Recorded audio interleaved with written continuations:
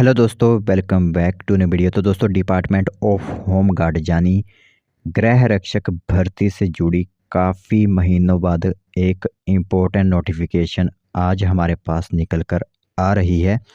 तो सोचा आप सभी लोगों को इस नोटिफिकेशन के बारे में बताते हैं। तो जैसे कि आप लोगों को पता ही है कि होम गार्ड में भर्ती की नोटिफिकेशन कुछ महीनों और कुछ वर्ष पहले भी आउट की जाने की बात कही गई थी जब इलेक्शंस का दौर था।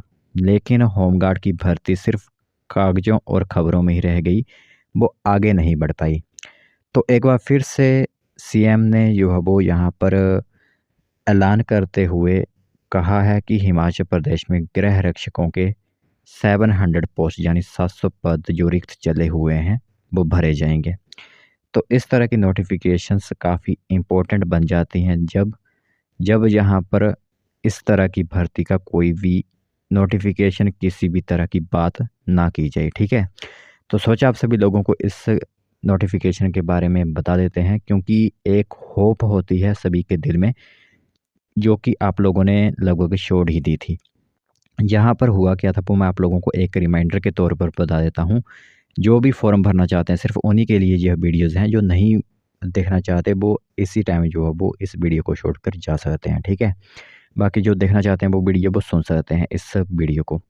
तो सबसे पहले यहाँ पर हुआ क्या था कि बीजेपी के टाइम पर जो है वो इस भर्ती को आउट करने की ज़रूर बात यहाँ पर कही गई थी कि गृह रक्षकों के पद भरे जाएंगे।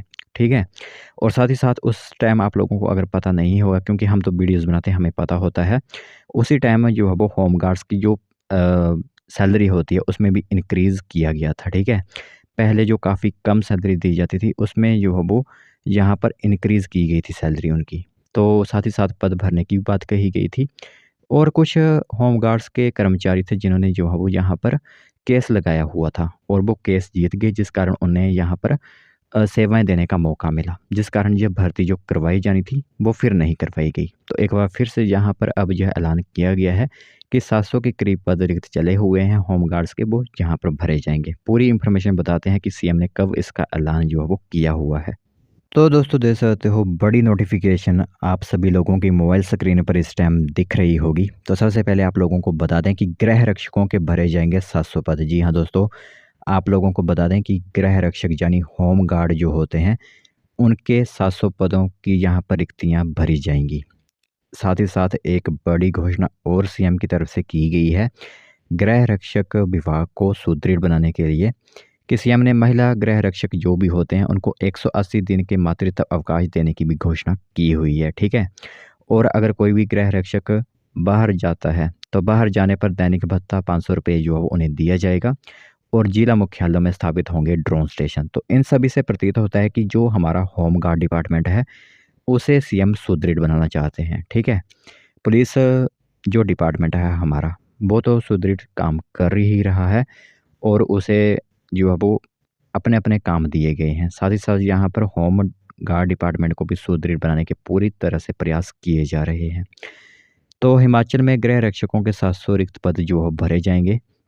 यह घोषणा जो अगर बताएं तो मुख्यमंत्री सुखविंदर सिंह सुक्खू ने शिमला के रिज मैदान पर शुक्रवार को हिमाचल प्रदेश गृह रक्षा एवं नागरिक सुरक्षा के 62वें राज्य स्तरीय स्थापना दिवस पर जो है वो यह बड़ी घोषणाएं की हुई हैं। तो इसमें जो बड़ी घोषणाओं के बारे में अगर आप लोगों को बता दें कि एक तो यह की गई है कि 700 रिक्तियाँ यहाँ पर भरी जाएंगी।